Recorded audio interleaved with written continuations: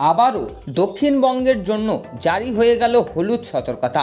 ভারী বৃষ্টির জন্য এবার কিন্তু হলুদ সতর্কতাতে উত্তর থেকে দক্ষিণ এবং বাংলাদেশের একাংশ অঞ্চলে জারি হতে চলেছে হলুদ সংকেত, যেখানে দক্ষিণবঙ্গে সারা সপ্তাহ জুড়ে যেমন বৈকাল থেকে ছিটেফোঁটা বৃষ্টিপাত দেখা যায়, তেমনই বাংলাদেশের ওপরেও কিন্তু সেই লক্ষণের প্রভাবও কিন্তু দেখতে পাওয়া যায়।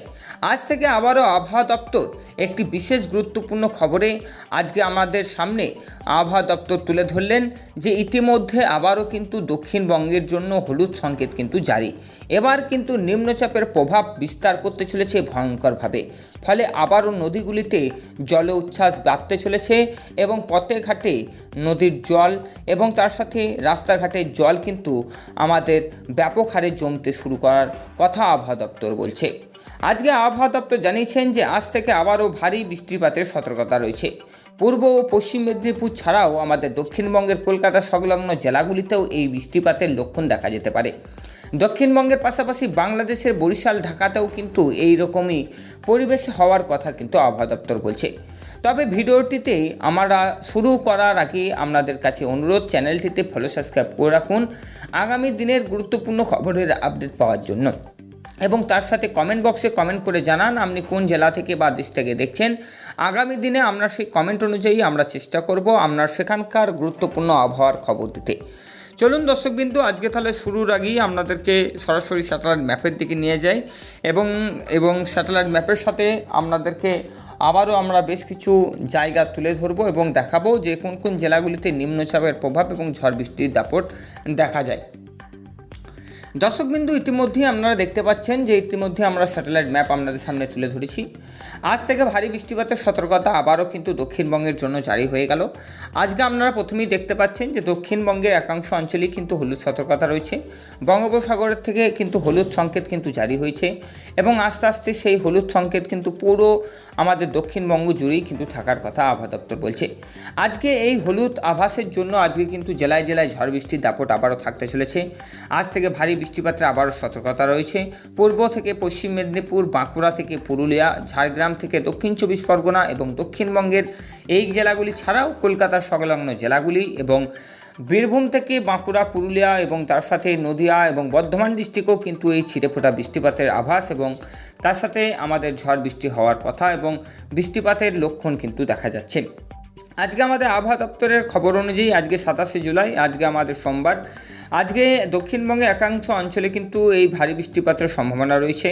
আবহাওয়া দপ্তর জানিয়েছেন যে এই হলুদ সংকেত কিন্তু দেখা যেতে পারে আমাদের শুধু কলকাতা সংলগ্ন জেলাগুলিতেই নয়, আমাদের নিকটবর্তী দেশ অর্থাৎ বাংলাদেশের ওপরেও কিন্তু আজকে মূলত যে সমস্ত জেলাগুলিতে ঝড় বৃষ্টি হতে চলেছে এটি মূলত কারণ হচ্ছে আমাদের মৌসুম অক্ষরেখা এবং বঙ্গোপসাগরের একটি জলীয় বাষ্প এবং তার সাথে দক্ষিণবঙ্গ এবং উত্তরবঙ্গ থেকে আসা আমাদের জলীয় বাষ্পের প্রভাবের কারণে ঘূর্ণাবর্তন এবং তার সাথে এই ঝড় বৃষ্টির দাপট কিন্তু দক্ষিণবঙ্গের একাংশ অঞ্চলেই থাকবে, যেখানে বাঁকুড়া থেকে পুরুলিয়া এবং তার সাথে দক্ষিণ 24 পরগনা, মেদিনীপুর, ঝাড়গ্রাম, পুরুলিয়া থেকে শুরু করে আমাদের নদিয়া ডিস্ট্রিক্ট এবং বর্ধমান ডিস্ট্রিক্টেও কিন্তু থাকবে।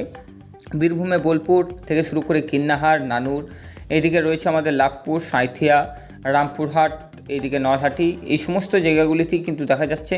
সিউড়িতেও কিন্তু ঝড় বৃষ্টির দাপট দেখা যাচ্ছে। আমাদের বর্ধমান ডিস্ট্রিক্টে মঙ্গলকোট থেকে শুরু করে ভাতার, বলগুনা, এইদিকে আমাদের রয়েছে গুসকারা, এইদিকে বর্ধমান ডিস্ট্রিক্ট নরচিয়া থেকে শুরু করে সমস্ত অঞ্চলেই কিন্তু এই ঝড় বৃষ্টি দেখা যাচ্ছে।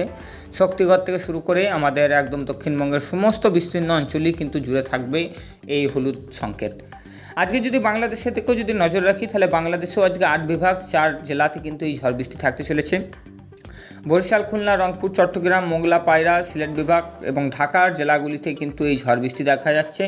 নিম্নচাপের প্রভাব সকাল থেকে কালো মেঘ অন্ধকার করে আসবে, বেলা বাড়ার সাথে সাথে মেঘ কিন্তু পরিষ্কার হবে এবং বৈকাল থেকে কিন্তু এই ঝড় বৃষ্টির দাপট আবারও থাকবে।